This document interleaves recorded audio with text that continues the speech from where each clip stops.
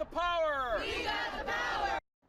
You heard their voices of hundreds of employees with CUNA Mutual Group and other area organizations who were on strike in front of the CUNA Mutual Group offices today. The Office and Professional Employees International Union Local 39 called the unfair labor practices strike. It is the first strike in the union's 80-year history. Organizers say the picketers are a result of failed negotiations that have gone on for the last year. Employees with CUNA Mutual say they've tried to reach a fair agreement over issues such as pay equity and health insurance, but they say not enough progress has been made. In April, the union voted to authorize a strike for up to a week. President of the South Central Federation of Labor says 92% of ballots were in favor of the strike. Let's talk about some of this hypocrisy. I checked their website.